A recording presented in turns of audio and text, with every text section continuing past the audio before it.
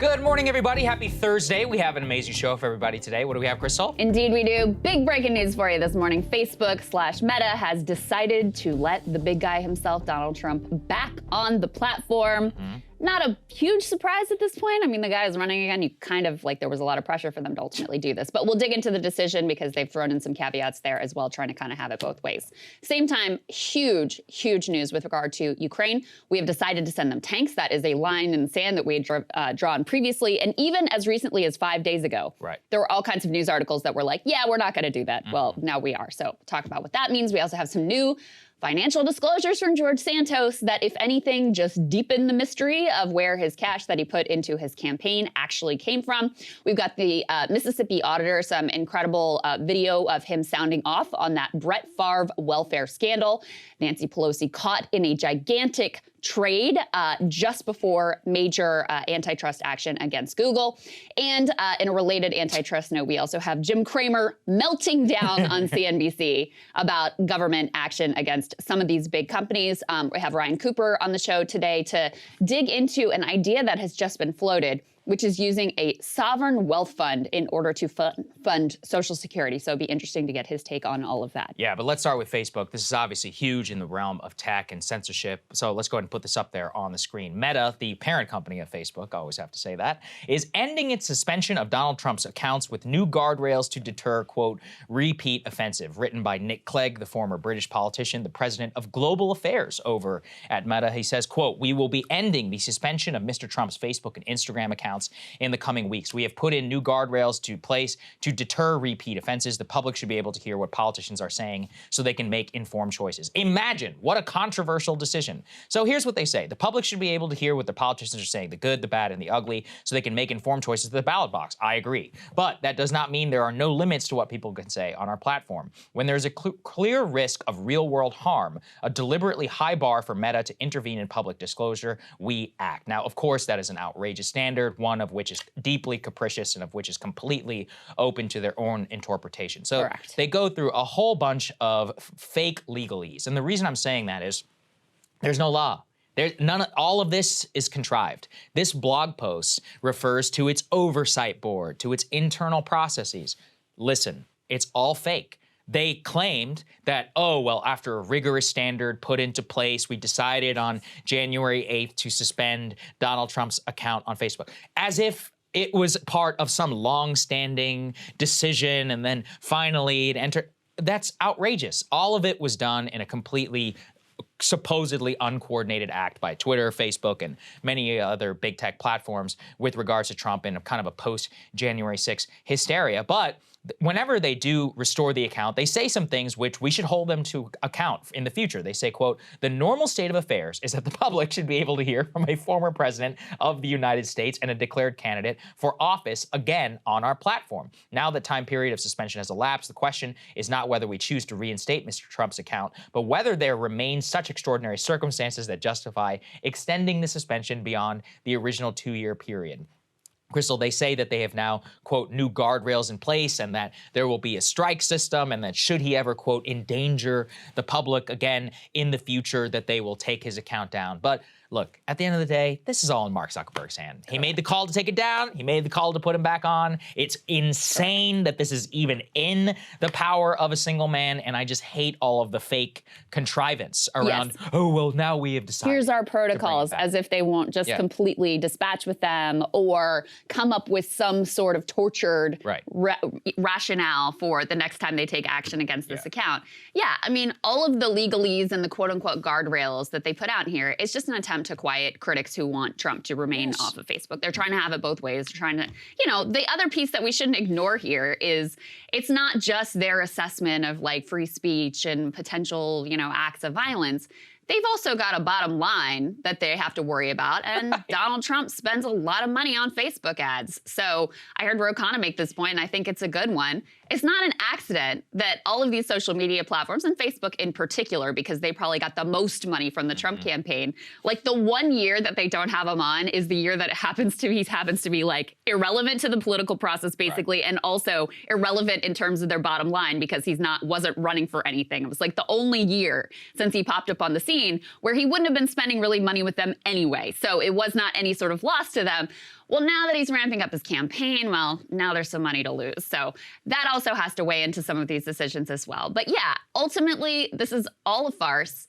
They will do with this account what they decide. It is in the hands of Mark Zuckerberg. He has previously concocted these sort of elaborate schemes to try to distance himself and make it like there's this Facebook Supreme Court and it's this independent board of arbitration.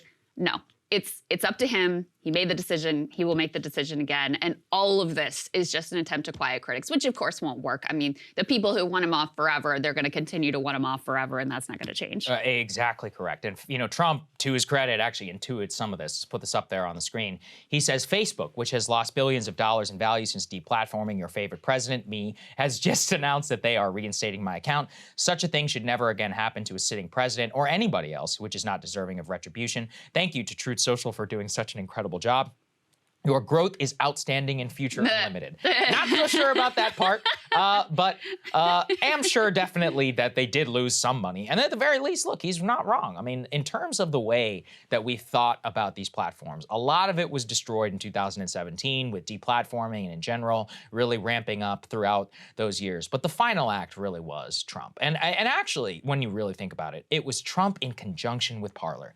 I still remain that Parler was one of the most dangerous and censorious things that's ever happened, because that was about the infrastructure of web itself, like with Amazon Web Services and the denial of servers that would literally allow a company to exist. That is where things really kicked into high gear. And I've done other monologues here since then about Andrew Tate. You can hate Andrew Tate, but simultaneous deplatforming across the internet is pretty insane.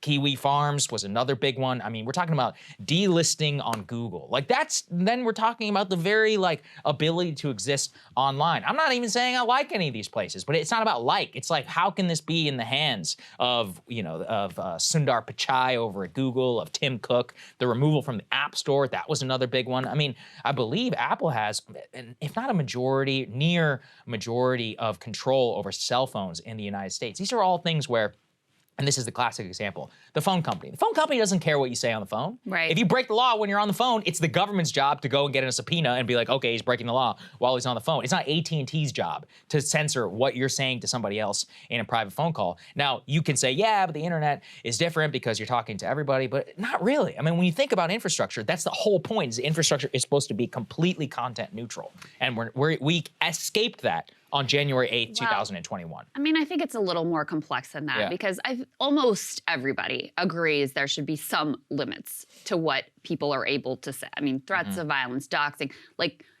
outright harassment, revenge porn. Like, there are lines that I think society would want to draw, and that we draw with the First Amendment as well. But even a place like 8chan has some rules around what you can and can't post. So that's where things ultimately get complicated, because then you have to ask. It's not like a phone company, because you have to ask, all right, where do we draw that line? The problem is having the power to decide where do we draw that line on something that ends up being really critical to our democratic infrastructure in the hands of a very few people. And it being a complete black box. I mean, before the Twitter files came out, we really had no insight into the internal process within Twitter, as one example, for how they came to this decision. And once we did have some insight into how they came to that decision, it was exactly as we suspected. It was completely ad hoc. It was driven by a couple of ideological actors. It was driven by, external pressure and the sense of employees at Twitter of how the people around them in their lives would judge them if they didn't take action against these things. And so even though they had these stated rules governing the platform, ultimately, when push came to shove, it just ended up being their own personal decision-making that led to the outcome of Trump being banned from the platform. So, that to me is the core of the issue. And it, in fact, is quite relevant. We have a number of stories in the show today about antitrust actions being taken, the attempt to curb and check some of the power of big tech, which obviously is relevant in terms of censorship, but relevant in terms of all sorts of aspects of our lives on and off the internet. And it really is a sort of crucial frontline battle of our time, and one that, fortunately, there is some some genuine bipartisanship on. There are plenty of people who just posture, plenty of Republicans who just want to posture about the censorship, but then like Jim Jordan, ultimately all they're doing is like carrying water for the tech companies. They don't actually care about the power piece. If you're not focused on the power of these companies when it comes not just to censorship, but all of the activities that they engage in and all of their impact on public life, then ultimately you're not really serious about this. Important point. We're going to table this discussion. We're going to talk a lot more about both the Google lawsuit that the Department of Justice, the second Justice Department lawsuit against that company, and also about the overall reaction to antitrust and how things are changing. So let's go ahead and talk about Ukraine. That's what we originally were going to start our show with before the Trump news broke last night. There's a major Titanic development here in Washington, the decision to send some 24 or so M1 Abrams tanks to Ukraine on the battlefield in conjunction with Poland, with Finland, and with Germany, and the departure of tanks from all of these Western nations to try and help Ukraine in its offensive in the coming months. President Biden making this announcement. Let's take a listen. Putin expected Europe and the United States to weaken our resolve. He expected our support for Ukraine to crumble with time. He was wrong. He was wrong. And he was wrong from the beginning, and he continues to be wrong. We are united. America's united, and so is the world. And we approach the one-year mark, as we do, of the Russian full-scale invasion of Ukraine. We remain united and determined as ever in our conviction and our cause. These tanks are further evidence of our enduring, unflagging commitment to Ukraine and our confidence in the skill of the Ukrainian forces. This is an important decision marker. It was one that was never contemplated by the Pentagon, by the Biden administration, and by Western officials, which changed all within the last month. So let's go all the way back. So first, President Zelensky visits here in Washington. One of the two main asks that he asked President Biden, number one, was not just Patriot missile system, but more Patriot missile systems. Number two is tanks and jets. Now, jets are off the table for now, but listen to this story, because the tanks were completely off the table. Then what happens is that Poland has in possession some Leopard tanks that were given to it by Germany. Poland says, I want to give these tanks to Ukraine because of repeated requests by President Zelensky. Well, then what happens? They have to go to Germany because Germany is the one who gave them the tanks. Germany says, no, we're not going to give you those tanks because then the decision is on us to allow Poland to do it. Chancellor Olaf Scholz says, the only way I'm giving these tanks to Ukraine is if you give tanks to Ukraine, because then it's a complete NATO decision, especially led by the United States, and not one that lands in Germany, because Germany doesn't want to be the one that is retaliated against by Russia if such an attack was to happen. They don't want to be out there on their own, just not to cut you short, but just to insert a little piece here. This is from Politico's reporting about behind-the-scenes negotiations. This should make everybody very uncomfortable. Scholz was adamant in his discussions with Biden that supplying Leopard tanks to Ukraine marks such a qualitatively new step that the U.S., as the world's biggest military power, but also Germany's guarantee for nuclear deterrence, must be involved. They also want to demonstrate unity toward Putin. Important to the chancellor from the very beginning that we take every step with as much unity as possible, a spokesperson said. So they're basically like, listen, we don't feel like our nuclear deterrence is enough. We want the world superpower on our, I mean, that's how provocative they ultimately view this step. And they'd really come to loggerheads because the military, in particular, the Pentagon, really did not want to send these tanks. And they put out there like, oh, it's because it's hard to train on, whatever. No, they saw this as a significant escalation. They also worry about our own, readiness, as we've been talking about as well. Biden was reluctant. And effectively, Germany was under pressure, and there was starting to be this ugly split in the NATO alliance, and Biden just caved and was like, all right, fine. Rather than have any demonstration of disunity, we're just going to go along with sending these tanks, something that they had completely ruled out early in this conflict. Because remember, it's easy to lose track of how these things all started. The original thought and the original what was sold to the American people, we will provide them whatever they need for their defense. Tanks are a strictly offensive capability. So this was previously completely out of bounds. And now here we are. Well, the reason it also matters is the offensive itself. What is that offensive going to look like? Where you can combine that with some reporting that we brought to you all just a couple of weeks ago about the U.S. is warming to the idea of Ukraine taking back Crimea. Now, look, I have no idea whether they even have that capability. And on the tank piece, it's important. So I asked some of my friends who work in the defense industry, and I was like, all right, what's actually the deal with these tanks? And they're like, look, we don't actually even know the detail of the tank itself. The tank itself is a platform. There's a lot of technology that goes into the U.S. tank. There's, in terms of the ones that we sell them all over the world. Some of them are from the 1980s. Some of them, you wouldn't, like a 2023 Abrams tank versus a 1980s tank, the 2023 one is going to win every day, even though they look kind of similar. So the point is that that's actually unclear. They need to be specially manufactured in the next couple of months by the U.S. defense industry. So congratulations to the makers here in Northern Virginia who are going to be supplying those tanks. So they're specially manufactured for Ukraine. They need to be trained on it. There's an entire logistical pattern that needs to develop in order to supply and keep up these tanks. Are, in general, pretty advanced pieces of technology. So that's a piece of it. However, it was immediately noticed by Russia. Let's put this up there on the screen. The city of Kyiv immediately under bombardment that happened right after Kyiv secured the tanks. And the reason here is that the U.S. and Germany are sending these tanks immediately after this decision was made. The strike happened on Kyiv. So when we put those two things together, clearly the Russians see it as something. Now, how exactly are they going to respond? We genuinely have no idea. I actually saw a really troubling headline this morning in the New York Times. It says that the Ukraine war, or it says, here's how President Biden reluctantly agreed to send tanks to Ukraine. But let me read you guys the subhead. It was just this morning.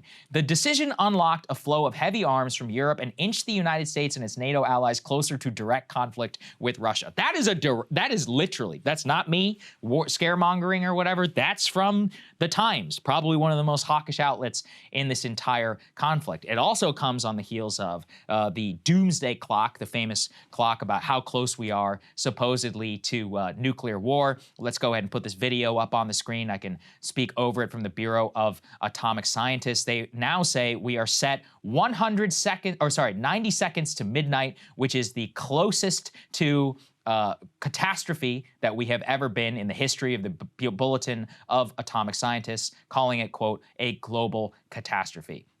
Look, we're trying to approach this in a very level-headed way and not be skeptical. I'm even trying not to let my bias come in here when it's Germany. And I'm like, yeah, why don't you send them the tanks? I'm like, you're the one who's only like a couple hundred miles from there. It's your country, your continent. Why do we have to be the ones to do it? The reason why I think that this is significant and was regarded as such by President Biden, by General Mark Milley, by the Navy Secretary, who said that we're going to have to start cannibalizing our own supplies if we continue to have to supply Ukraine, is that this could change the entire ballgame on the battlefield. Because look at what happened with Russia. Russia's armored carriers and all this, everything is breaking down. Their global infrastructure, military supply chain, disaster. That's why they're so reliant on railroads like it's World War II. They don't have the upkeep. Ukraine capturing many of these things, and it was one of the ways that they were able to cripple the Russian offensive in the first place. Well, now if they have sophisticated Western technology that can outmatch Russia on the battlefield, we're not talking just about breakthroughs, but you don't know where that's going to stop. And let's say that it stops in Crimea. Now what? We're actually in a completely different strategic situation. I'm not even saying I think Russia should have Crimea, but what we're saying is they think they should have Crimea, and they have nukes. So what does that mean? Now, according to the Times, President Biden and his advisors believe that the risk of the tactical nuclear weapon being used in Ukraine has gone down. What does that mean? I don't know. The risk of everything seems to go down until it goes way up whenever the strategic situation changes. Right. Yeah. I mean, their logic here seems to be like, well, they haven't nuked us yet, so should be fine. Like, I guess they're just not going to. And I do think that's a real myth, the idea that Russia has not escalated in response to some of the actions that we have taken with regard to Ukraine. They did escalate. Now, they didn't escalate to nuclear war yet, but they did escalate in terms of going back to attacking Kyiv, going to attacking the energy infrastructure to try to make this winter as brutal and painful as Ukrainians as they possibly can. So, they ultimately went forward with the draft, and there's rumors that they may do another round of conscription domestically. So I think even this mythology that Russia didn't respond, that there was no escalation, is just factually inaccurate. And it also, as I said before, it reminds me of some of the conversations that came out in the WikiLeaks cables that were revealed by Branko Marcetic. He talked about how there were a lot of people who said, oh, the Russians always say that about Ukraine and NATO, and they never really do anything. So the fact that they didn't act instantly was taken as proof that, like, they're all bluster. They're not ultimately going to move forward. That turned out to not be correct. In reality, it was a red line for them. In reality, and this, again, onus and burden and culpability fully on Putin and the Kremlin, et cetera. But they had drawn a red line. We ignored it. And that is part of the context of how we ended up ultimately in this place. And I just see a lot of echoes of that here. And the last thing that I'll put in here is, you know, a lot of what they're trying to sell to the press is like, oh, well, this was all about unity with NATO and unity with Germany. And you heard that in the president's comments. There was a line, though, in that Politico piece that just came out of the, like, Inside Story or whatever that really stuck out to me, too.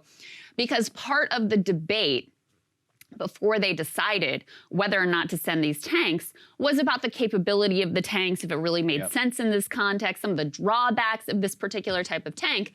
And apparently, according to Politico, you'll love this, those comments frustrated defense industry executives who felt the Pentagon was making disparaging remarks about U.S. manufactured equipment. Weeks before, Laura Cooper, a Pentagon official charged with overseeing Ukraine policy, had called the Abrams tanks a gas guzzler.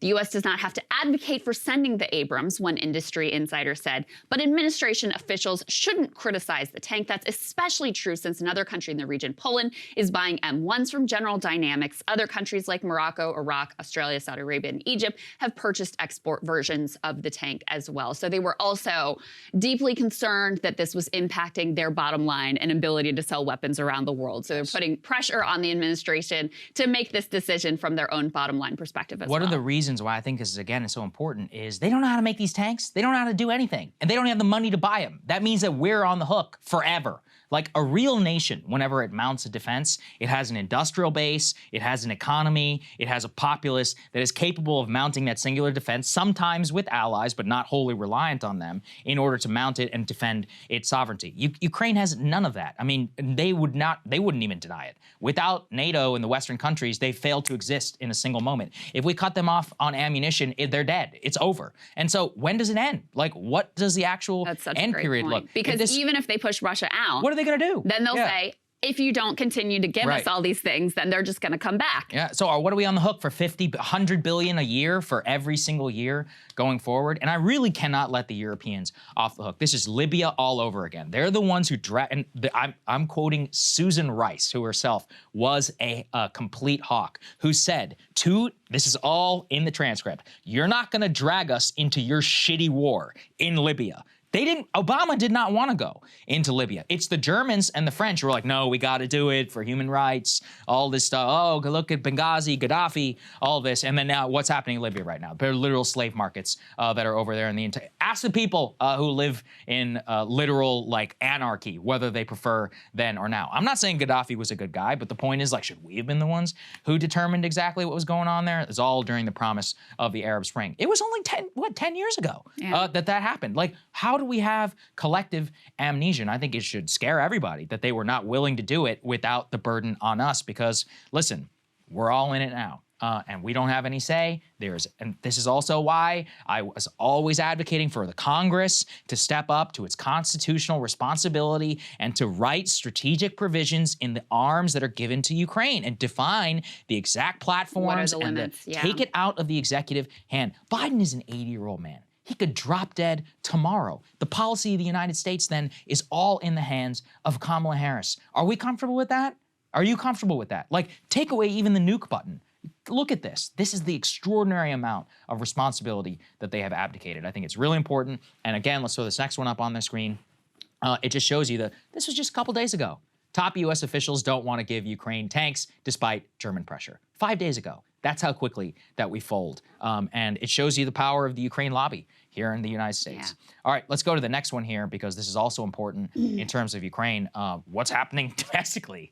Let's put it up on the screen. Zelensky fired 9 of his top officials after reports that members of his government went on vacation to Spain and France and took bribes during the war. These are the senior-most officials in the top Ukrainian government who have been fired actually during the war. So let's look at who these people are. 4 deputy ministers in the Ukrainian government, including 5 regional governors, were sacked by the Ukrainian cabinet. This was on Tuesday.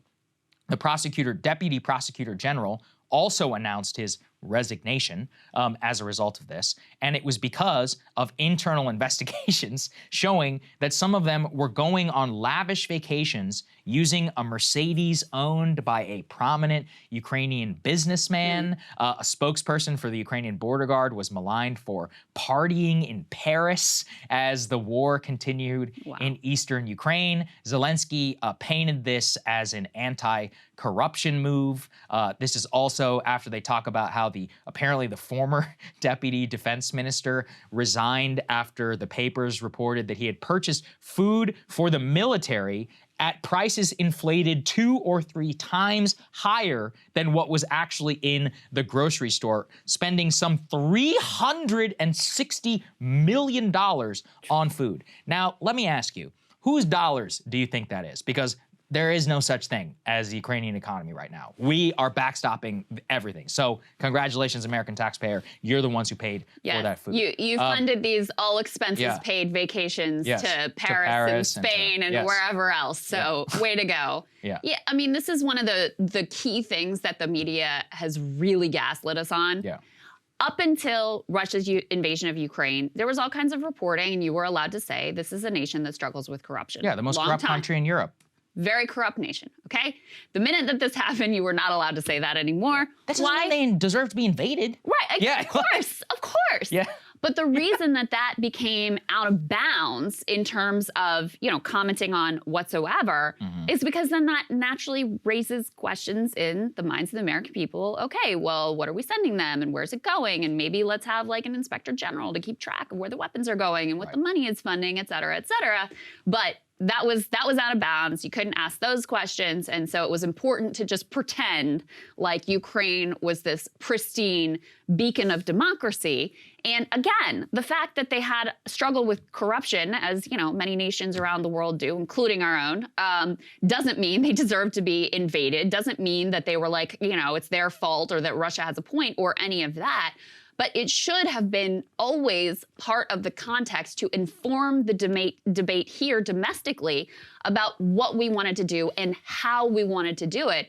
Instead, Rand Paul's very reasonable proposal, hey, let's have an inspector general to watch over where these funds are going and where these weapons are going, was completely voted down and dismissed as unreasonable. Yeah, exactly. Look, I mean, is it too much to ask? If you're going to give somebody $100 billion, is it at least being spent on, who do I feel for the most in this whole situation? Actual Ukrainian people and soldiers. I mean, listen, one of the crazy things about warfare in the 21st century is, and I remember this during Syria, and I remember it now, you can watch some of these videos of guys getting ambushed on the front line, both Russian and Ukrainian. It is terrifying. And it just shows you too, look, war, for all the talk of tech, a lot of it is just 2 guys in a hole, and some of it comes down to horrific hand-to-hand combat with bullets, and it is terrible. And, the idea I think a lot of us can take pride in is all right, these guys are fighting for the defense, they got weapons in their hands, and they're standing up to try and do something about it. But at least you want to make sure that that's actually happening, not that the rations that they're eating have been horrifically overpaid for by the American taxpayer so that some guy in Ukraine can take a vacation in Paris. That starts to really piss me off. And I think a lot of people should be really pissed off about what's going on there. And the fact is look, in terms of the Western media, nothing. I mean, absolutely there was no reporting. No, it's hard to find, on all these vacations and whatever that were apparently going on that Ukrainian government knew about. There was no reporting on that here. I have to go to Ukrainian sources or Russian sources and use the translate thing and be like, all right, well, I think that's what's actually going on here. And it's all right. And this is also why, do I know what's happening? The presumption that any of us know what's actually happening in Ukraine, it's a farce. Almost everything that you see in front of you, unless it's literal raw video. And even then, who knows? Yeah, even in terms of questionable. What they're bringing out and whether the translation is correct. It shows you the difficulty that we face here in trying to give people a fulsome picture of what's going on. But Anyway, I think it's an important story. It's something that you got to track. I mean, Zelensky's a guy, he's cracked down on media. He's fired, banned some opposition parties that were actually in Ukraine. In terms of the people he's replacing, I mean, who knows, like whether those people are good or not. Are they corrupt in the right way? That's always a real question. The bribes, et cetera. I've done my best to try. So, for example, they talk about the bribe. I'm like, well, who bribed him? You know, I'm looking into it. One of these deputy ministers takes a $400,000, but nobody's naming the bribe. I'm like, well, who is it? Is it Russia? Yeah. Is it Eastern Europe? Like, where's the money coming from? None of that is open in the report. And we're going to stay on this because I actually do think it is really important. Yeah, and just one more piece on, the incomplete picture and the lack of questioning that we get from the Western press here. There's some real questions about exactly what happened with regards to this apartment block that was hit with a devastating attack on civilians there. Yeah. And, the Western press reported very definitively and conclusively that this was definitely a Russian missile strike. Well, go ahead and put this up on the screen. A Ukrainian advisor actually suggested that it was not a Russian missile which hit that building, but that it was a Ukrainian attempt to disrupt that missile that ended up incidentally hitting this building. And Zelensky himself made some comments at the World Economic Forum that seemed to suggest that was also a possibility. But this advisor resigned, apologized over the comments. And listen, I don't know what the reality is of what happened here with this apartment block, but I do know that there should be some curiosity in the press. Now, listen, ultimately, right, if Russia wasn't firing on this area, then this catastrophe wouldn't have happened. So yes, still Russia is to blame, but there's a qualitative difference between Russia was trying to hit an, energy block and ends up, the Ukrainians in trying to disrupt that missile ends up with these casualties on the apartment building. That's a very different portrait being painted of this war versus Russia intentionally targeting civilians in an apartment. Right. Well, we have no, again, I have no clue. Yeah. Guess what? I know the Ukrainians lied and they said that it was Russia that fired on Poland, that accidentally hit those guys in Poland and killed 2 people when it was actually and we're absolutely adamant. Right. They were adamant. They didn't admit it until we straight up had the forensic proof. And then even then they're like, oh yeah, show us the proof. And they probably still deny it to this day. I guess we're all just not supposed to talk about that. Do I put it past Russia to hit civilians and kill them? No, absolutely not. Of course not. Why would we? Especially, maybe it wasn't intentional. Maybe they're just guided systems or shit, which is also super bad at war. we know this actually in terms of them they like try to hit a bridge and they end up hitting a park. I mean, they've hit several civilian. This is part of the problem, which is, you shouldn't put anybody on a pedestal. Nobody is the hagiography of Ukraine is exactly what makes it so difficult to ask questions. But I'm optimistic. Look, we're a year into this thing, and I'm not saying this tanks and all this stuff doesn't worry me, but people are asking more questions today than ever before. True. And one day we will get a real account, just like we did with Libya, just like we did with Iraq. And just remember what it was like in 2003 if this show had been on the air and we'd been saying what we were saying, what we believed about Iraq. And then a year later, you're totally and completely vindicated. So we'll see. Let me just say, to offer the administration's perspective, what they would say back to us about the tanks in particular is, this is all an attempt to really strengthen the Ukrainian hand so they're in a better position to sit down at the table for negotiations ultimately. Yeah. But you could make that argument indefinitely, right? Correct. But that's ultimately the case that they would put forward. All right. Let's move on to America's Congressman George Santos, aka Anthony DeValder, aka Katara.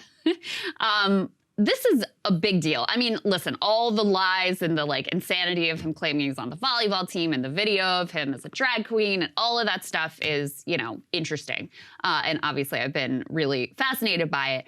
But the key question here has always been, where did that money come from that you put into your campaign, buddy? Hundreds of thousands of dollars, when there is no real track record of this business that you claim you ran doing any sort of, actual business. It appears that up until very recently, you had very little funds to your name. You were, getting kicked out of apartments. You reported, I think, a $55,000 income the last time you ran from Congress. So how did you suddenly have this big change of fortunes where now you're putting in $700K to your own campaign? Well, the Santos campaign has now just filed an amended financial disclosure. This was with regard to their campaign expenditures. Let's go ahead and put this up on the screen from Daily Beast. Late Tuesday afternoon, Santos's political operation filed a flurry of amended campaign finance reports telling the feds, among other things, that a $500,000 loan he gave to his campaign did not, in fact, come from his personal funds as he'd previously claimed. However, while the newly amended filing told us where the funds did not come from, it also raised a new question. Where did the money come from? While both the old and new campaign filings claimed that the loans came, quote, from the candidate, the most recent amended filing had ticked the box for personal funds of the candidate. And on this new amended filing, that box is unchecked. So they are no longer claiming that this was personal funds of the candidate. So they're saying that it came from the candidate, but not from the personal funds of the candidate, which raises a whole slew of questions then. Again, where did the money come from? And effectively, the only legal answer to that would be if he got like a bank loan, you know, that then proceeds go into his account and he uses that bank loan to fund his campaign.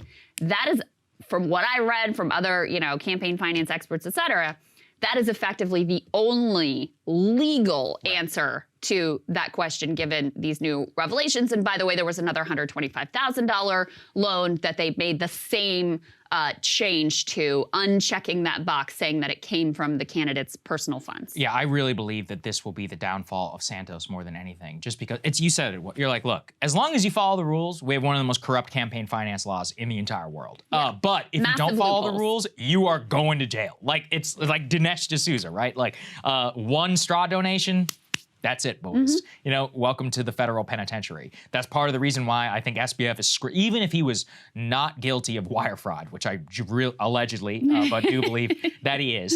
It's like, if they can prove even one straw donation, they have you. The feds, you're done. FEC violation is actually not hard to prove. It's part of the reasons why campaigns spend so much time, energy, and more investing in making sure they at least do follow the limited rules and at least go around the loopholes with 501c3s and 4s. Right. And all this. You got to know the way to work the loopholes. Right. But he didn't do it that. right, you can do whatever you want, but you have to do it in the right way, or else, you're facing prison time. And he doesn't appear to, I mean, look, like you said, unless he straight up took a bank loan. And who the hell is going to give Anthony DeValder or George Santos, a proven Ponzi schemer, felon, whatever, criminal history, who's going to give him a $500,000 bank loan? Like, it's maybe, but if he took it from somebody and reported it as personal, that's it. I mean, look, you could try and revise the filing, but in the past, you know, lying to the FEC is a very serious crime. Yeah. I very much think that this is gonna go down. I agree with you. I don't see how he gets out of this one, or how he comes up with any sort of explanation that really makes sense, which is why, I mean, this new filing is just honestly bizarre. Just to remind you of what he had said previously. Previously, he had said that this was, quote, money I paid myself through the DeValder organization. He had confirmed to the Daily Beast last month that he withdrew money from his firm specifically to underwrite his campaign, reasoning he was the firm's sole owner. It was actually an LLC, not a sole proprietorship, but, you know, that you could maybe see if he was earning a bunch of cash into this company that is his company, and then he takes it in salary, which is kind of what he had claimed before, and then uses a big chunk of that to fund the campaign. You may say, like, well, that wasn't really that wise, given that you don't seem to have that many other funds, but okay, it may technically be legal. Right. Now, though, if you're saying this wasn't actually your money that you were putting in, again, the only legal answer to what's going on here is that he got some kind of a bank loan. It can't have been, you know, just passed through from some other rich person. Like, that is not going to pass muster. So he's under a lot of scrutiny there. At the same time, you know, we've been covering the fact that he has now been caught involved with what the SEC, Securities Exchange Commission, is accusing of being a Ponzi scheme, and appears, based on the indictment that I read, of very much being a Ponzi scheme. Washington Post has new reporting on how Santos operated within this Ponzi scheme, the way that he worked to try to draw investors in. And it is really fascinating. I don't know if you guys watched that Inventing Anna about Anna Delvey, this like supposed, this woman who portrayed herself as a German heiress and like really fooled a bunch of people in New York City, like almost got away with the whole scheme. There are a lot of Anna Delvey vibes contained in this Washington Post article. Let's go ahead and put this up on the screen. The headline here is, I felt like we were in Goodfellas, how George Santos wooed investors for an alleged Ponzi scheme. They open this article with a sort of like dramatic description of him bringing in investors to this restaurant, one of the restaurants that he spent like tens of thousands of dollars in, by the way, in his campaign finance reports, and would pitch them and over multi-course elaborate meals, really sort of portrayed himself like he was this very wealthy, high-up individual, that he was hobnobbing with elites in the city, which again, if you watch the Anna Delvey thing, like that was her whole thing. It's just if you project that you are that and you have the right people around you, other elites will basically buy into this mythology that you're creating about yourself. So here's some of the details. They say an internal Harbor City meetings, that's the name of the Ponzi scheme. Santos refined his pitch, breezily offering stories he said he could tell investors to demonstrate his credentials or lighten the mood, according to Zoom recordings that the Post obtained. Some of the tales were self-deprecating, but they delivered the same message, that he operated in the orbit of the rich and powerful. For example, he told this story about, I think it was the Blackstone CEO, that Santos was at a meeting with him and like fell over a table or something like that. So again, it was like self-deprecating, but it was like a humble brag. Yes. The bottom line of the story was, these are the sorts of people that I'm friends with. These are the sorts of people I know. Of course, it's all completely made up. They also talk about the way that the staff at this restaurant, which again, he spent $30,000 on in his campaign, according to his reports.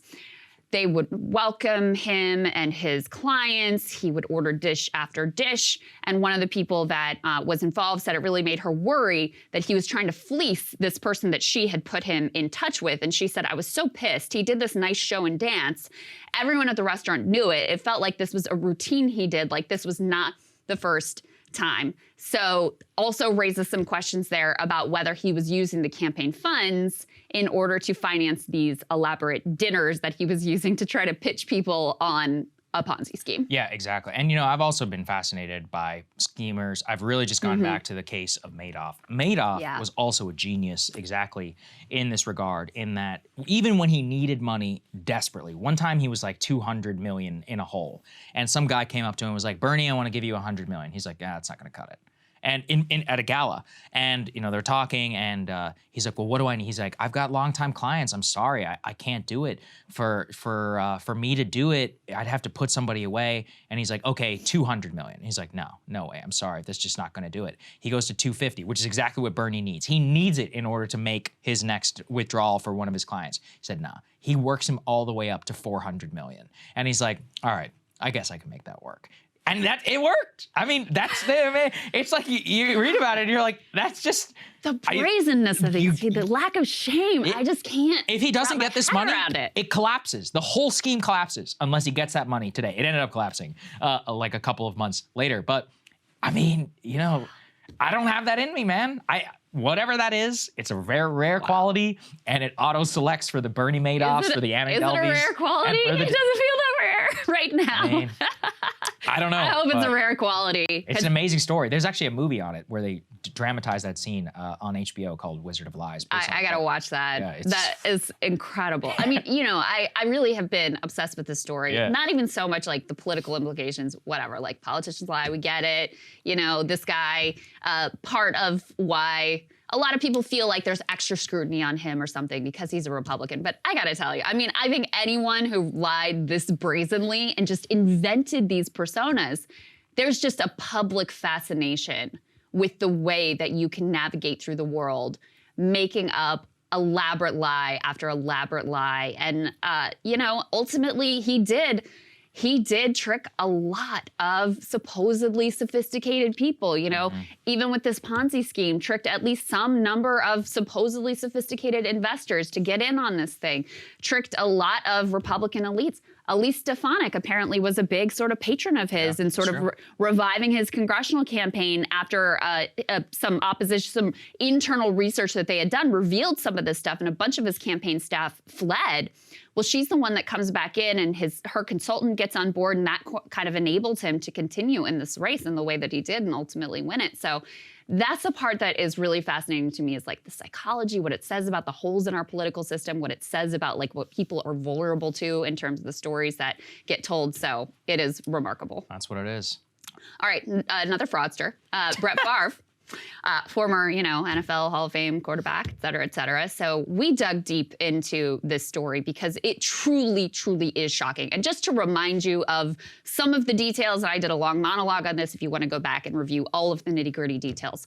Bottom line, Brett Favre was involved in a scheme to steal millions of dollars from Mississippi's welfare fund. This is money that is supposed to go to poor people in a state where you have a lot of poor people, number one, and number two, where they are so stingy with distributing this money, it's almost like there is no welfare system in the state of Mississippi. Instead, multi-millionaires like Brett Favre were like pigs at the trough for this thing. He alleges no wrongdoing, and he had no idea what was going on. For the lawyers, let me just put this out there. Well, the Mississippi auditor is speaking out in a new interview on HBO, talking about how this was the largest public fraud case in the history of the state. And it wasn't just Favre, there were other players involved who ultimately robbed this welfare fund of like $100 million. Let's take a listen to what that Mississippi state auditor is saying. What I can tell you is that this is the largest public fraud case in the history of the state of Mississippi. Here in the poorest state in America, money from the state welfare fund intended to help alleviate poverty was instead being rerouted by those in charge to their cronies and friends, nearly $100 million in all. They thought of this fund as not only their own fund to do what they wanted with, but they thought of it as a slush fund that no one was watching at all. They thought of it as a slush fund. Just a reminder on some of the details specifically with regard to Favre. He took $5 million for a project to build a volleyball stadium at the university his daughter was attending, where he had also attended. That was like the big part of his involvement. But there was also, and this is something he says there's a weird transaction involving $1.1 million going directly to Favre, where he was supposed to speak at 3 total speaking engagements, but he didn't show up to those events. So, I mean, already disgusting that you, who are a very wealthy man, are taking this money to do these speaking gigs that are supposed to be about like motivation or whatever. That's the way that they justified taking this out of the welfare funds, which is disgraceful to start with. But then you don't even do the speaking gigs. Allegedly, again, he says there was no wrongdoing here. But this is having huge political reverberations also, Saagar. The former Mississippi governor was really implicated in all of this and had sort of like direct involvement. There were text messages that were revealed between him and some of the key players in this where he seemed to know exactly what was going on. He also denies wrongdoing. The current governor, Tate Reeves, Ryan Krim lookalike. He does, yeah, he really does. Want an image in your head.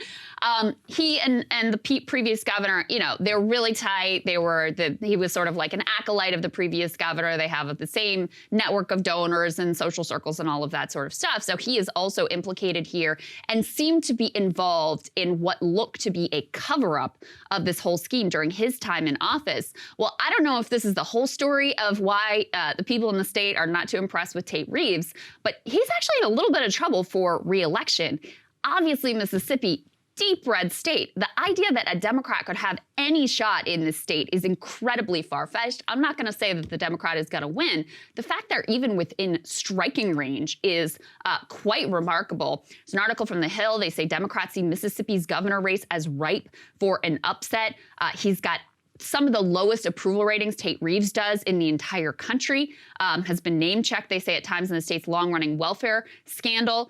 And if you look at the polling, the Democratic candidate is only a few points behind right now. So there's a real chance that if this thing continues to unravel the way that it has been, that people are just done with this dude. Again, wouldn't bet on it, but I think the fact that this is even a question mark right now shows you how devastating the scandal has been for him and the entire Mississippi political class in that state. Red, blue, independent, everybody thinks it's pretty gross to use public funds that are allocated for single moms and poor people so that a 100 millionaire can embezzle money and build a new volleyball stadium for his daughter. I mean, I think we can all just kind of come around that and say, yeah, this is pretty crazy. And look, with Brett, they have these people dead to rights. You got text messages. What do they say? Nobody's going to find out about this, right? Yeah, that's right. It will never be. He's like, the press is never going to know about this, right? And they're like, yeah, you're He's good. Like, yes. First of all, what are you doing? Planning the. Ever heard of Signal? I don't really understand. Boomers. You know, that's true. That's thinking that iCloud or whatever is safe. The Mississippi auditor here, also, it's not like these are liberals. It's not like these are Democrats. They're like, this is a horrific, massive public fraud case talking about millions of dollars where you're literally using welfare funds as a slush fund to build and spend on infrastructure projects that personally benefit you. This is corruption that you used to see in the United States in like the 1800s. Yeah. And that's really what it is. But in a way, it's analogous. You have a governor. He thinks he's untouchable. Brett Favre, he's like a king, right? Look, undeniable. He's like one of the most famous people in the United States from Mississippi. He's one of the most famous people to ever come out of the state ever. Right. So he's probably like a god in Mississippi. And that's how they treat him. And apparently he thinks he's above the law. Yeah. Just totally ridiculous. Absolutely. And I mean, I do think the fact that you have effectively, a one-party state in Mississippi at this point where they don't feel like there would ever be any sort of political accountability. Just to give you the numbers on Tate Reeves and what's going on here. Morning Consult poll released this month found him among the 10 governors with the lowest approval rating in the country. Mississippi Today Siena College poll found 57% of respondents, including 33% of Republicans, want to see someone other than the governor as the state's top official.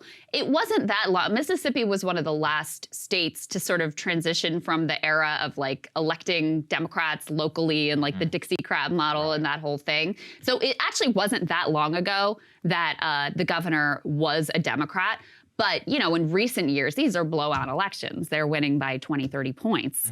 So to have it even close at all, again, utter indictment and shows you how disgusted the public there is with this entire scandal. Yeah, and you know what? I really think that they should be. So speaking of public corruption scandals and fraud in the history of the United States. Equal opportunity here.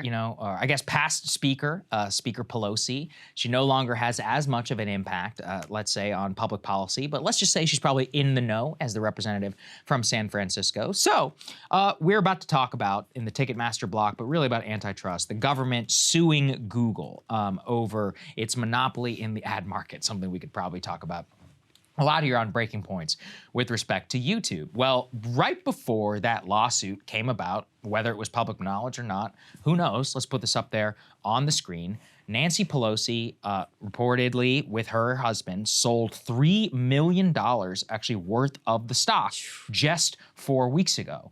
So the next one we can put up there on the screen, it actually shows you the exact trades that were disclosed in the periodic transaction report. You could see it right there. Several trades, all that just hit in the last weeks of December.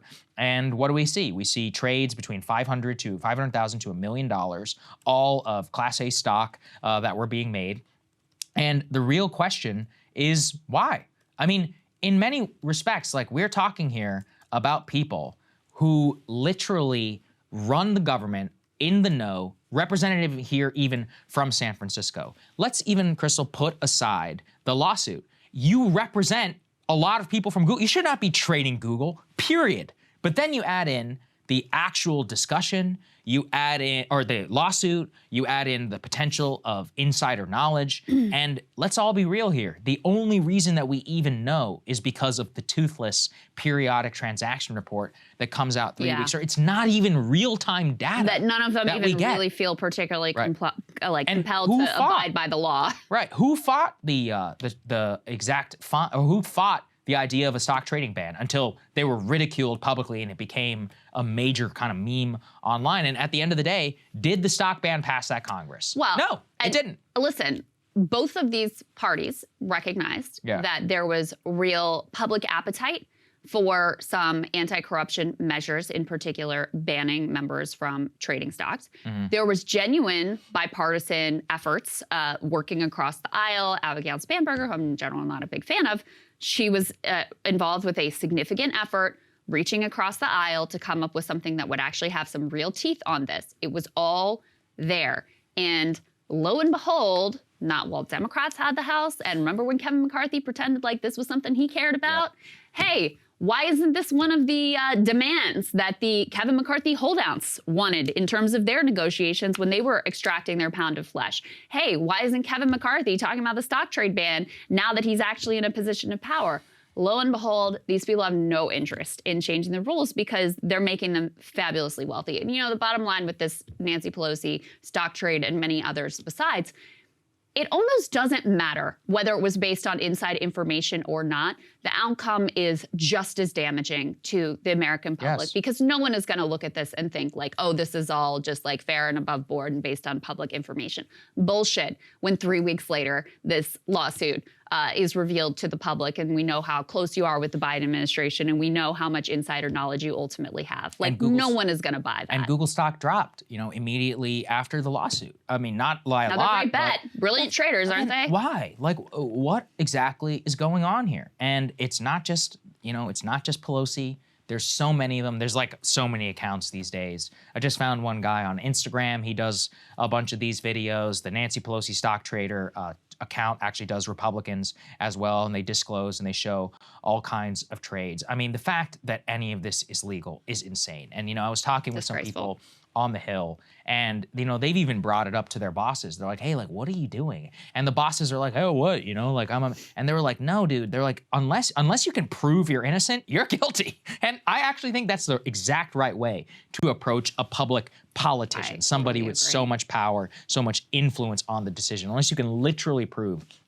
And then, again, just to point to the fact that we're not even talking about ETFs. We're not talking about the Dow Jones or S&P 500. We're talking about direct stocks directly impacted by U.S. government decisions, of which, you know, she was one of the most powerful members in Congress. She was actually the speaker at that time. She still is. You think she's not, you know, Hakeem Jeffries is her hand-picked successor. Yes. You don't think that he's doing the things that Nancy Pelosi strongly suggests that he should do. No, you're right. She's still in charge over on the Democratic side, no doubt about it. I should note that the trades were all made technically while she was still speaker and would have been privy to a lot of this discussion. So there you go. You can take that to the bank.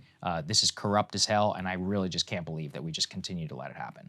It's outrageous. Yes. So on a more positive side of things, there are two areas where I really think the Biden administration deserves some credit. And both of them have less to do actually with Biden himself and more to do with people that he put in some key posts. So, you know, I've been very impressed with the head of the NLRB, the National Labor Relations Board, in terms of, you know, really trying to rebalance the scales with regard to corporations and labor. The other area is antitrust, where you had Tim Wu, Jonathan Cantor, and Lena Khan, who have really sought to usher in a new era where we actually care about corporate power and we actually attempt to check corporate power.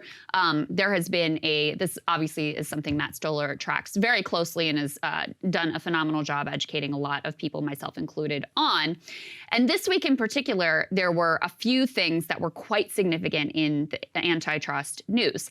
Number one is there were Senate hearings with regard to Ticketmaster and the whole Taylor Swift debacle, which led to a lot of justified questions about this monopoly and the way that they gouge consumers and screw artists and have total control over so much of the live performance market. We'll get to that in a moment with Ticketmaster. And the other piece was that the Department of Justice announced a big lawsuit against Google, and they're having some success there ultimately. So the folks over at CNBC, they're very unhappy about this whole development. And in particular, Jim Cramer, bless his heart, having total meltdown on air. And also, by the way, getting a bunch of key facts just straight up wrong in his Google lobbyist talking points that he's parroting here. Let's take a listen to what he had to say. This is the most ideological antitrust department I have seen since, and you'll get this, Standard Oil and Teddy Roosevelt. That is their ideology. David, that's an ideology. I remember I took Marx and Engels. Remember when Engels said the people are like a sack of potatoes? Actually, he was speaking of the peasantry. Understood. And under antitrust law, it may be very difficult for them to prove a case. That said, there is no shortage. She is anti the man. It's a real throwback. We're not used to it because Obama wasn't like this. Right. They lost the House of Representatives, so they go real hard left. They're hard left. Obama wasn't like this. I've read Marx. First of all, I highly doubt that you actually have read Marx and Engels. I don't know if he's ever wrote a book, ever. That said, I mean, look, that's the finance industry getting peddled. Really what they see is they're calling it ideological whenever you're talking about straight up literal. I mean, one of the things that's important, A, he misses who's actually doing the suing, but B, like the investigation itself is pretty clear. Read the facts that are laid out in the lawsuit. They're like, by our estimation, you have a monopoly, which is against U.S. law. It's now on the government to actually prove those facts in a court and convince somebody that it's true, and then we can figure out what exactly it looks like on the other end. But, you know, we talked about this, I think, in one of our last shows. Does anybody think the promise of the internet actually came true? I remember being online in 2007, and I remember just being like, wow, man, like anything is possible. Like MySpace and Facebook and all this, the idea of meeting all these people, like, did we really imagine that we would have centralized chokehold points of control? Like, that's not really what was promised.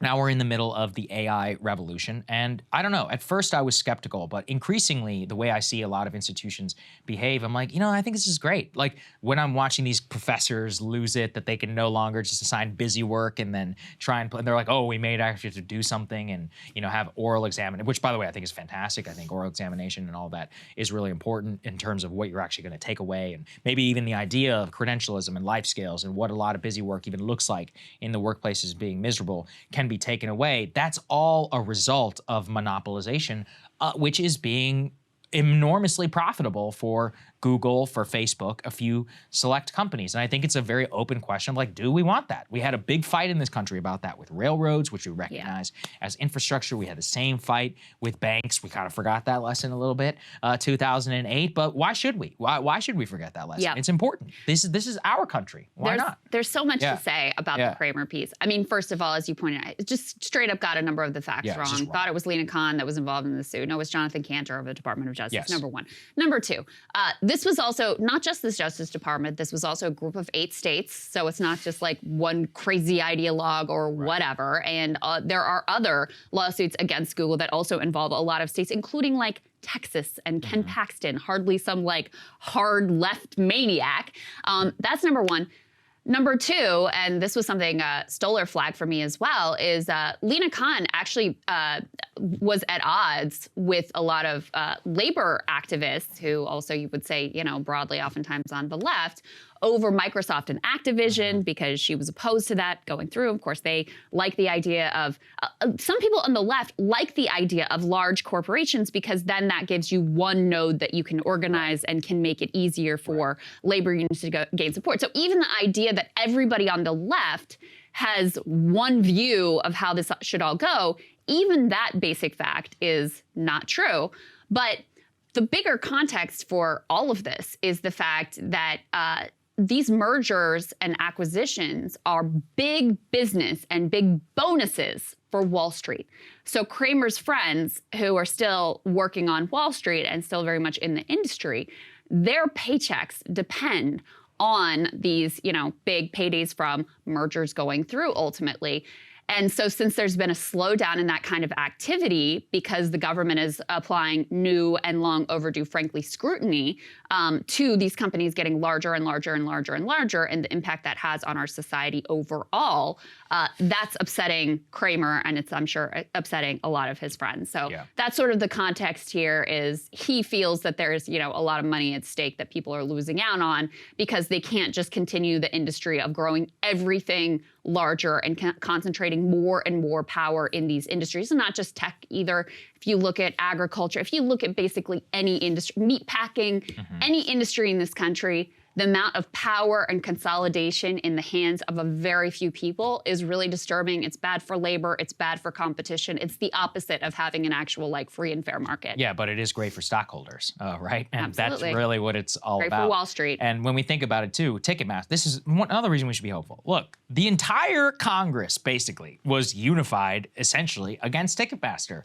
in their hearings. I know Ryan and Emily covered it, but I just think it is astounding to watch this mashup of senators from all sides, you know, using the Taylor Swift doing the Taylor Swift debacle. And sure, it's cringe watching old people do it. That said, Recite like, Taylor Swift lyrics. should we care? I mean, they're trying to capture the public imagination in order to bring good to our industry. So that's a good thing, in my opinion. Let's take a listen. Ticketmaster ought to look in the mirror and say, I'm the problem. It's me. Once again, she's cheer captain, and I'm on the bleachers. So, as a ode to Taylor Swift, I will say we know all too well. karma's a relaxing thought. Aren't you envious that for you it's not? That's all I've got to say. So what do you see there? I mean, we literally have Mike Lee, we have Republicans, Democrats all quoting Taylor Swift. And through the quotes, what's actually coming through? They're all against the Live Nation Ticketmaster merger, which at the time, only a couple of bands spoke out. Nobody in Congress thought about it. Obama gives it the rubber stamp. And now here we are. It's like a complete catastrophe. You know, one of the artists who testified before the Congress just did a really fantastic job, like laying out how much that it's hurt him. And this is somebody who's actually, I mean, he's not like a household name per se, but gets a lot of views on Spotify and elsewhere. And he was just showing exactly the problems that it has faced his industry. Taylor Swift is just the bleeding edge. I was just in Mexico, listened to a lot of Bad Bunny. Apparently, they even screwed up a Bad Bunny concert in terms of their admittance there. And the important point, actually, Matthew Zeitlin pulled this, which is over on TikTok. People are unironically like posting a clip of Josh Hawley going after Ticketmaster. I don't even think they know anything about Ticketmaster they don't know anything about who Josh Hawley is, but the clips on Congress of Ticketmaster getting flamed is really touching a cultural nerve. Here's an example of that. You're forcing everybody who just wants to get this ticket on the resale market, who hasn't bought from you, Sir Bergtol, to begin with, you're forcing them to become your customer in order to take possession of this ticket. I mean, that's really something. I mean, hats off to you, I guess, for being innovative and using your monopoly. But I have to tell you, from a competition standpoint, this really, really worries me. So what do you see there? It's like whoever put those and overlaid that on, it's clearly becoming like a meme. It's something that really was felt. So the Taylor Swift situation, I think, just happened really at the exact right time. Your entire job is to sell tickets. You literally can't even do that in a competent manner. But there's a lot more that's been going on behind the scenes over a decade. And this is the one heartening area where we can say, like, something is changing. Yeah, good. Reward politicians for this instead of, like, you know, his January 6th fist pump. Good point. Yeah, very good. See, you can go. Make this the cynical place to ultimately take a stand. Sometimes you can go viral whenever you do good things. So listen, it's a message of hope, I think, for us. All right, Saagar, what are you looking at? Well, one of the reasons that gas prices matter politically is the simple fact that most Americans just drive past it on a day-to-day basis. You drive one day, you see the price go up, you do it every single day for a month, you pull in, you see a bill higher, then you just say, what the hell's going on in this country? It's a relatively inelastic product. Most of us need it on a regular basis. It's very difficult to adjust to when you see even massive increases in price. But gas, it's not the only product that's doing that. So is the grocery store. And while we focus a lot on the grocery store bills in the aggregate, let's zoom in on something that a lot of you have taken notice of. Eggs. Eggs are interesting. Most Americans buy them on a weekly basis. In fact, the average American consumes nearly 300 eggs per year. And actually, the amount of eggs that we eat has significantly gone up in the last few years to the highest level in over 50 years. Eggs are and have always been an important part of the American diet, from its inclusion in baked goods to the quintessential breakfast, which is why the price increase over the last few years or so has been so devastating to a lot of households, and shocking.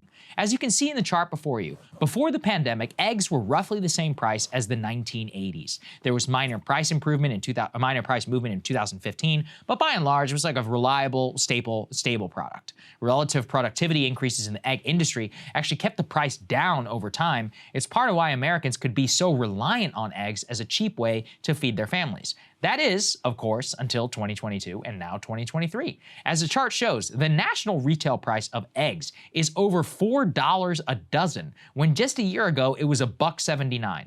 What accounts for a 200% increase in the price of eggs? Well, if you ask the egg industry, they will tell you bird flu. Seems simple though, right? A historic bird flu outbreak that is killing hens means less supply while demand is high, hence the price. But is that everything that's going on? If you read deeper, it doesn't really appear to be the case. While bird flu is definitely bad, the total flock size of egg layers across the country has actually only gone down by 4 to 5%. A 4 to 5% reduction in the number of hens laying eggs does not even come close to explaining that price increase. In fact, the largest U.S. producer of eggs, Cal-Maine Foods, is the perfect illustration. Last month, it reported its overall sale dollar volume rose to nearly $1 billion over the last quarter, helping it generate $198 million in profit. So how much profit did they make the year before? Well, it was $1 million. So are you starting to get the picture? You have a 200% increase in the price, and then you have a 200% increase in profit. Interesting, but it's bird flu. That's the largest egg producer, though, to be fair. It hasn't been so easy for egg producers in the last year or so. The Russian invasion of Ukraine and the subsequent sanctions on the Russian economy have actually pushed grain prices to sky-high levels, leading to an immense increase in the cost for egg producers to feed their hens. When you add on top the immense amount of petroleum product needed for transportation, farm equipment, natural gas, and all of that redirected into refrigeration, and you get the result of what we have right now. Really bad news is that while prices appear to be receding from their December high, that's peak egg demand during the holidays, the price effect is actually still being felt heartily at the grocery store.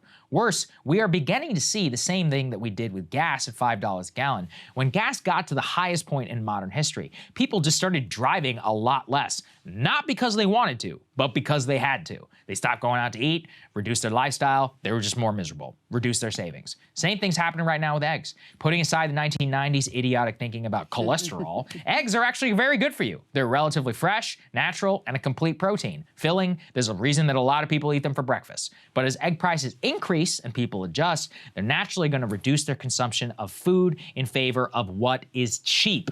What's cheap? You already know. Processed, fast food.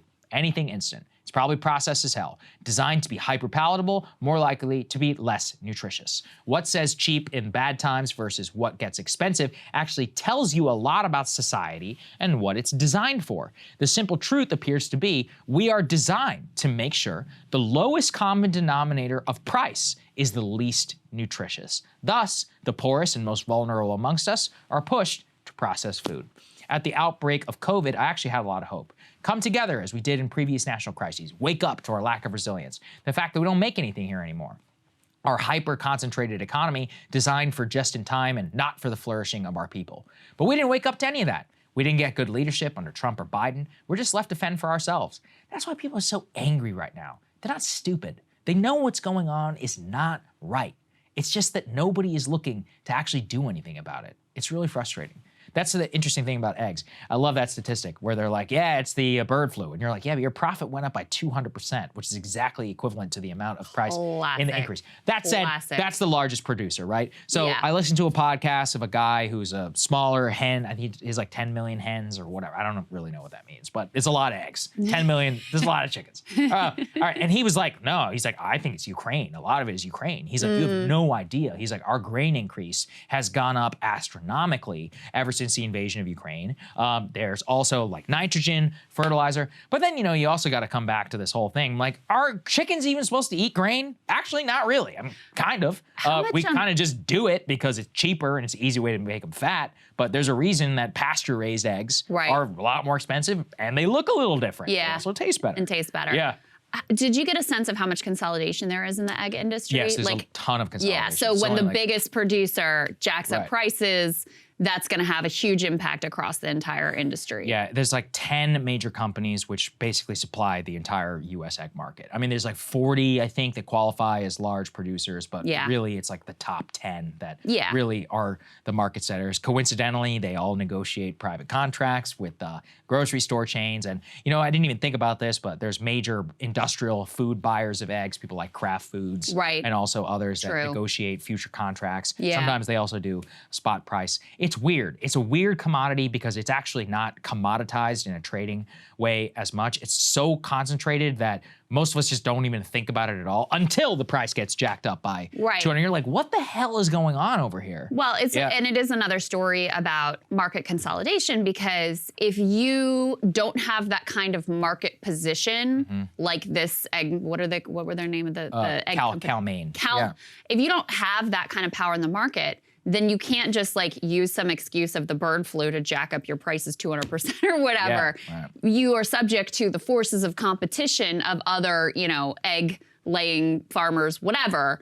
And so the fact that they're able to do that also shows you the problems of consolidation for consumers ultimately, and the amount of just straight up like gaslighting and lies that came from supposedly very serious economists about how none of these price increases, they have nothing to do with corporate price gouging. And then you look at numbers like this and you're like, oh, really? Oh, really? Explain to me then why their costs went up by a small percentage and their profit margins went through the absolute roof. Yeah, and this is where, look, I only eat pasture-raised eggs, and it's because they're a ton more nutritious. They have like more omega-3 fatty acids, and the chickens are eating and behaving like chickens are supposed to behave, which is they roam around and they just eat a bunch of grass. Do they get as fat? No. Are they as productive? No. But be very weary of marketing. So for example, organic egg. What the hell does that mean? The feed is organic? Okay, it's still locked in a cage. Cage-free egg. Oh, that sounds nice. It's roaming about, but it's roaming about and it's eating grain. Pasture-raised, again, it doesn't even sound cool, but that's the only one where it's actually eating what it's supposed to eat and living it as it's supposed to live. It's just not as commercially viable if you want to provide everybody with 300 eggs. Also, look, this is showing they're a ton more expensive. They're usually double the price of a normal egg. And there's a reason for that. But, they're also doubly more nutritious in a lot of ways when you look at vitamins and omega. So you get what you pay for in a lot of ways. But there's marketing. There is so much going on behind the scenes. Apparently there's memes right now of people shoplifting eggs from the grocery store. But by the way, I didn't know this. Cheese is actually the most shoplifted item. From a grocery store. From a grocery store? I had no clue. I mean, cheese is expensive, I guess, when you like especially nice cheese. But yeah, I don't know. That's a weird one. I would not predict. Would not have picked that one. Krystal, what are you taking a look at? Well, guys, Joe Rogan recently floated a conspiracy for what is really behind the Biden document scandal. Take a listen. If I had to guess, they're trying to get rid of him. Yeah. That's what my guess would be. They're trying to get rid of him. If all of a sudden his own aides are sending these, instead of like taking these classified documents, which you have located, and go, well, let's not do that again, and fucking locking them up somewhere. His own aides? Self-reporting? Dude. Come on, that sounds sus. Well, no one self-reported that fucking laptop. I know. That was Russian disinformation. That reeks of Russian disinformation. They got a hold of the social media companies and lied to them. They did whatever the fuck they could to keep that from happening. And even this, they discovered this before the midterms. Now, I'm not sure that any of the people around Biden are actually clever or cunning enough to pull off this elaborate plot, but Rogan is picking up on something that is a real dynamic here. Biden is not in a great position politically in general, and the continued fallout from this document scandal has been an absolute catastrophe for him. On a substantive level, there remain real questions about how the hell this all happened, the level of carelessness it implies, the real possibility of national security compromise, the arrogance of expecting a separate system of justice for yourself. On a political level, though, if anything, the situation is even worse. Why? Because Biden's document scandal hits him right where it matters the most: electability. And there were already some real warning signs for Joe Biden in that very department. Stretch your memory way back to the days of the 2020 Democratic primary. Pete and Kamala and Beto and John Delaney, they were all there. Bernie too, of course. But in the end, one figure stood alone: Joseph Robinette Biden. It wasn't that voters were particularly enthusiastic about Biden's policy positions. They did have some warmth for him personally, but they preferred Bernie on any number of issues. Ultimately, though, they came to believe Biden was best on the issue that they put above all others: electability. And they were right, sort of, because he completed the mission. He did beat Donald Trump, although it was ultimately really too close for comfort. Now Biden is facing his reelect, and in some ways, and up until recently, that squishy pundit-defined quality of electability looked relatively intact, strengthened even. First and foremost, he is the incumbent president. That typically does count for something. But he also defied history in the midterms, avoided the absolute Democratic shellacking that looked imminent and which had become a sort of political custom for the party in the White House. Sure, Voters consistently told pollsters they would love some options other than Joe Biden and Donald Trump. Sure, Democratic voters consistently said they did not actually even want Biden to run for president again. But in the wake of the midterms, it felt like those lingering doubts would surely be assuaged. But the truth is, although the midterms might have shut up the press and the Democratic politicians who distanced themselves from Biden leading up to November, they didn't actually quiet the public's doubts. For an incumbent president, Biden continues to be in a very weak position with regard to his own Democratic base. As a shocking example of how that weakness shows up in the numbers, there's a new poll that just came out testing a hypothetical 2024 Democratic primary in the key state of New Hampshire. Overall, you ready for this? 66% of New Hampshire Democrats say they are opposed to Biden running for a second term. Plus, and this makes me throw up a little bit in my mouth to say, but it's got Pete Buttigieg beating Biden by 5 points. What's even more notable is that Biden has actually lost ground in this poll since the last time they tested the waters. That was back in July. Back then, Biden only trailed Pete by 1. Elizabeth Warren and Bernie Sanders, they have also seen their support rise. Now, Biden's erosion in this poll is counter to the media narrative that the midterms basically shored up his standing and erased any lingering Democratic doubts. The result is even more worrying for Biden, given what a colossal mess Pete has made lately with his unwillingness to hold the criminal airlines to account. They're losing to that guy. Now, it's true that New Hampshire is not a great state for Biden, and he does better with Black and Latino Democrats than with the overwhelmingly white population of New Hampshire. But he continues to show plenty of weakness at the national overall level, too. In a new Emerson poll, a sizable minority, 42% of Democrats, say they want a different nominee. That same poll finds Biden losing a head-to-head matchup against DeSantis, but even more disturbing, it's got him trailing Trump by 44 to 41. Now, this comes on the heels of a separate Harvard-Harris poll, which found Biden trailing Trump by 5. Since Democratic voters selected Biden for his electability, it then makes sense that their continued support of him would rise and fall with their sense of whether or not he can win again, whether or not he is the best candidate to take on a Trump or a DeSantis. And they have some good reason at this point to be a little doubtful. For one, Biden ain't getting any younger or any more capable. His ability to do the job for another 4-year term has long been one of the top concerns of Democratic voters and general election voters alike. But now, Biden is in a terrible position to make a strong case against Trump. It's going to be Hillary Clinton all over again, trying to attack Trump on his character, but being too flawed personally for any of it to really land and stick. There's no way that Biden can use Trump's own document malfeasance against him now. Not to mention, the fact that Biden and now Pence have been caught in very similar misdeeds makes it so much less likely that Trump is going to be indicted. Listen, not long ago, I thought there was really little likelihood that Trump could make it back into the White House again. Now, I am not so sure whatsoever. Republicans did not stick the knife in, and Biden's thrown him a massive lifeline. Biden's supposed electability saved his political career in 2020, but in 2024, he's going to have to sell something else to Democratic voters because far from a strong contender, he looks very, very vulnerable. And there's a bit of an intra-Democratic Party dynamic unfolding in New Hampshire because Biden is trying to move the early primary states away from New Hampshire and also away from Iowa. Now, New Hampshire really prides itself on being the first in the nation primary. It's like in their constitution or something like that. They're very dedicated to it. And so they feel extremely slighted by the fact that Biden is effectively trying to neutralize their impact in terms of the Democratic primary in an attempt to rig that primary for himself. So I think part of what's going on in these poll results, too, is that they feel like he is overlooking them, like he is trying to push them to the side in favor of states where he feels more confident that he is going to do well.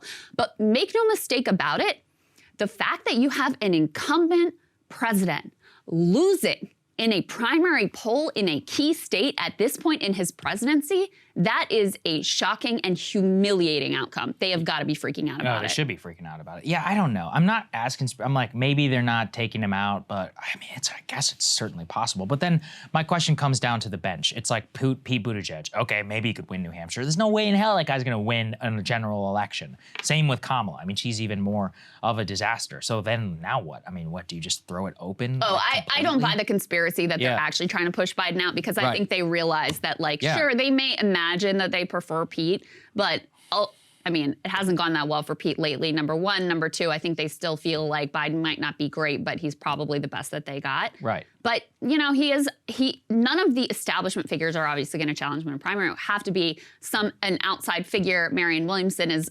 contemplating jumping into the race. It would have to be someone like that to come in from the outside and challenge him.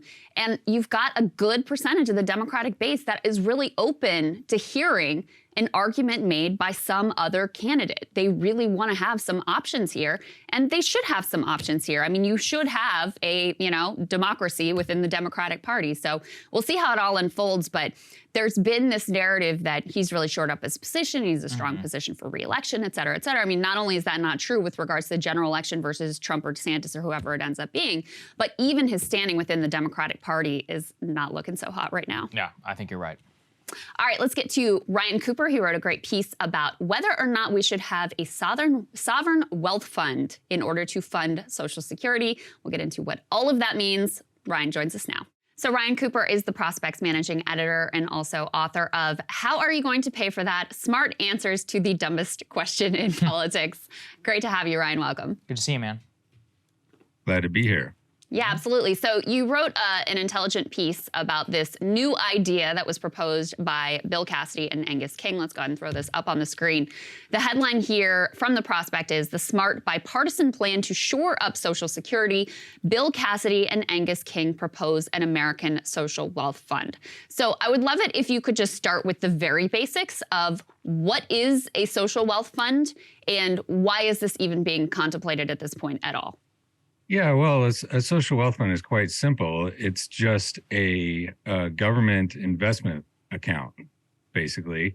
The government finds a source of revenue from somewhere, and they use it to buy up some kind of investment, stocks, bonds, real estate. Alaska actually has one of these. They seeded it with their oil money, but it's they pay a dividend out of that to every Alaskan. The money doesn't come directly from the oil. It's important to understand it comes from the investment returns of the fund. They have about, I think the current total is about $75 billion right now. So anyway, it's as simple as that. It's just like any, wealthy individual, they has stuff like this. This will be just doing it on a government scale. And the proposal is to just use that as a source of revenue to basically bolster the finances of Social Security, find another revenue stream for it, as it were. And so they propose to not take the existing Social Security trust fund, but to find some money from somewhere else, in this case by borrowing, actually, and invest it in stocks, or I think that's mainly what they propose. But, theoretically, you could put it in whatever you wanted to. Right. So, Ryan, I mean, what are the arguments against this? I guess one of them would be, at least with Social Security, it's a guarantee. S&P 500 returns like 13% on average, but sometimes it drops by 22%, and sometimes it goes up by 40%. So, what would you do? How do you mitigate the downside risk, I guess, to taxpayer money and to the overall benefit? Well, there's a risk with everything. One of the reasons we have this problem right now, which is that the Social Security Trust Fund is scheduled, they estimate it will be exhausted by about 2034 or so, is because that the money has been invested in this hyper-conservative account, which is all treasury bonds. And as you say, there's an enormous difference over the last 30 years. There's about an 8 percentage point difference between the return on the S&P 500 and the return on United States debt. So, there is a risk, but, there's also a risk to not doing it, which is that, you're leaving money on the table. And one of the nice things about a government is that you have a theoretically infinite time horizon. And so if there's a bad turn in the market, you can usually just wait it out. These are usually transitory things that only last a couple of years. And so you can basically sit on your hands. You could, in the case of an, extreme event, just bolster it up with some extra borrowed money or something like that. And just wait for things to turn around. So, it's not like a person where they you absolutely must get your money out when you need it. The government can shore things, paper over the cracks for a long time.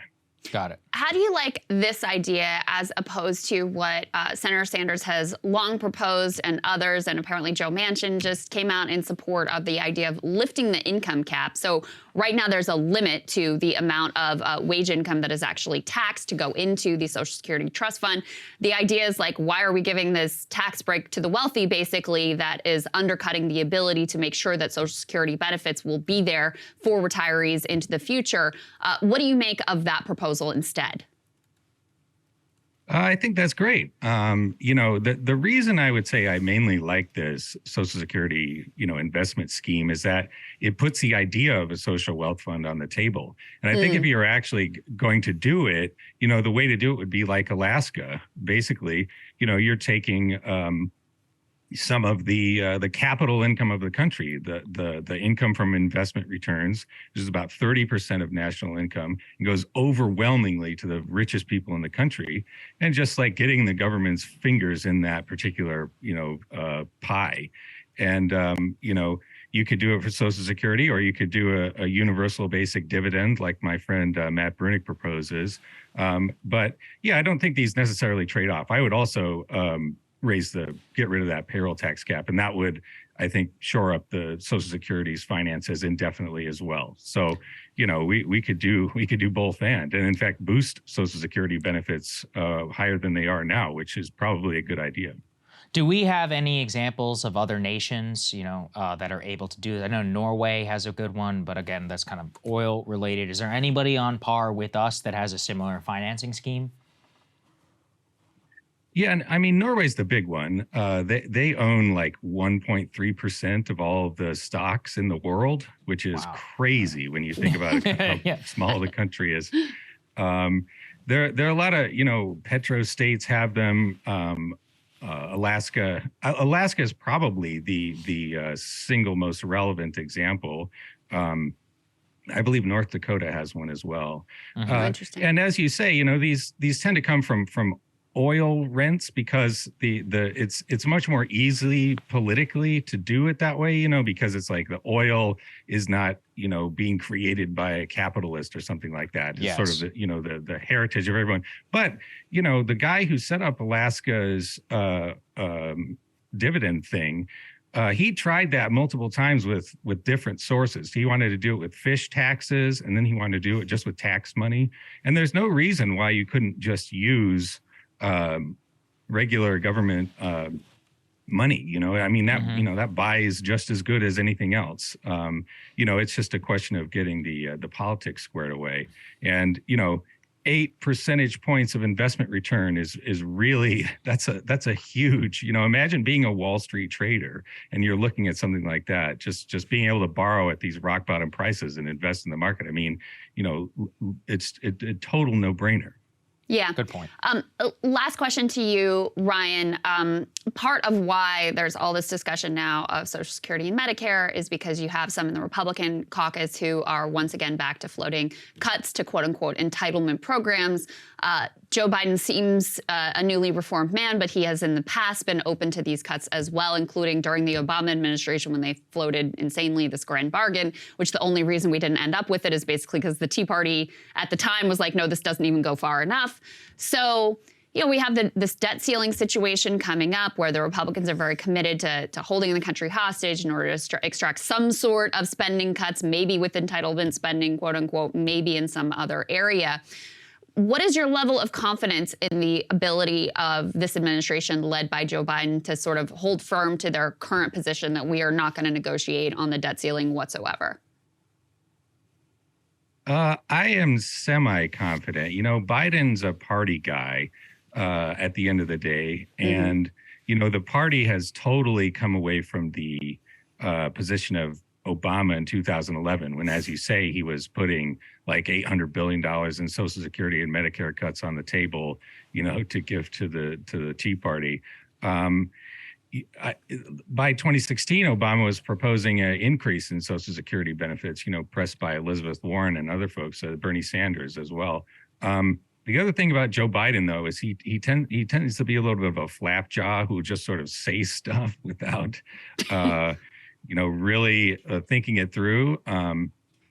And I've heard from people inside the congressional, staffers on the Hill who are afraid that he'll just get to talking with the Republicans and just randomly propose some like big bargain. But at the end of the day, Social Security and Medicare are so popular. Pew poll from a couple of years ago said 74% of Americans do not want Social Security benefits to be cut. I think Biden is a savvy enough politician that he knows that would be horribly unpopular, and it would be a terrible precedent to give the Republicans anything in return for like holding the global economy hostage. So, fingers crossed, basically. Yeah, well, especially when you have Trump actually already out there. I mean, this was one of the ways he broke ranks with Republican orthodoxy in 2016, and he's already come out and said you should not put penny of cuts from Social Security and Medicare on the table. So it'd be a terrible position for Biden to be in going into re-elect if he is up against Trump again, to let Trump get to the left of you on those issues. Thank you for breaking all of this down for us. We really appreciate it, Ryan. Thank you, Ryan. My pleasure. Absolutely.